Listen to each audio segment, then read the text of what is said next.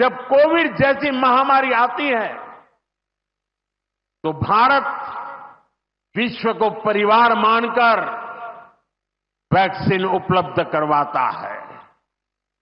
दुनिया में कहीं भी प्राकृतिक आपदा हो, भारत पूरे मनोयोग से सेवा के लिए खड़ा होता है।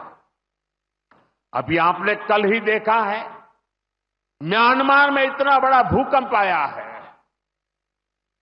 भारत ऑपरेशन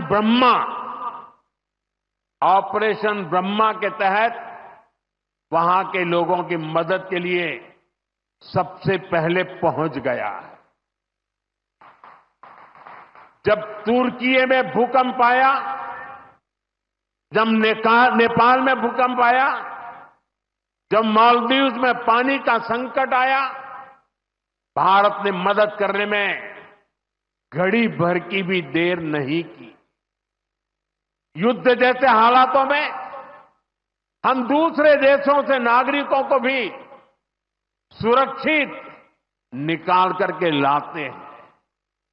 दुनिया देख रही है, भारत आज जब प्रगति कर रहा है तो पूरे ग्लोबल साउथ की आवाज भी बन रहा है।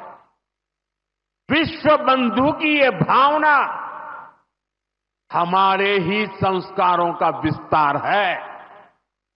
साथियों, आज भारत की सबसे बड़ी पूंजी हमारा युवा है और हम देखते हैं आज भारत का युवा कितने कॉन्फिडेंस से भरा हुआ है।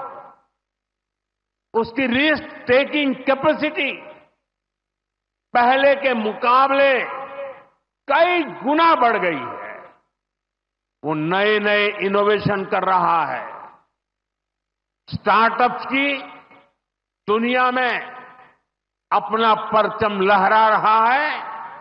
और सबसे बड़ी बात, आज के भारत का युवा अपनी विरासत पर गर्व करते हुए, अपनी संस्कृति पर गर्व करते हुए चल रहा है।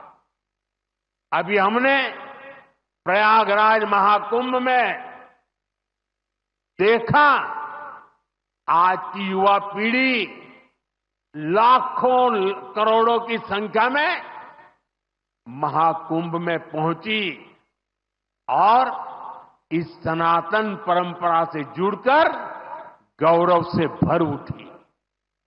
आज भारत का युवा देश की जरूरतों को ध्यान में रखते हुए काम कर रहा है। भारत के युवाओं ने मेक इन इंडिया को सफल बनाया है। भारत का युवा लोकल के लिए वोकल हुआ है, एक जज्बा बना है। हमें देश के लिए जीना है, देश के लिए कुछ करना है। खेल के मैदान से लेकर अंतरिक्ष की ऊंचाई तक राष्ट्र निर्माण की भावना से ओतप्रोत हमारे युवा आगे बढ़ रहे हैं, आगे चलते ही जा रहे हैं। यही युवा 2047 के जब आजादी के 100 साल होंगे, विकसित भारत के लक्ष्य की ध्वजा थामे हुए है। और मुझे विश्वास है, संगठन, समर्पण और सेवा की ये त्रिवेणी विकसित भारत की यात्रा को निरंतर ऊर्जा देती रहेगी, दिशा देती रहेगी। संघ का इतने वर्षों का परिश्रम फलीभूत हो रहा है। संघ की इतने वर्षों की तपस्या विकसित भारत का एक नया अध्याय लिख रही है।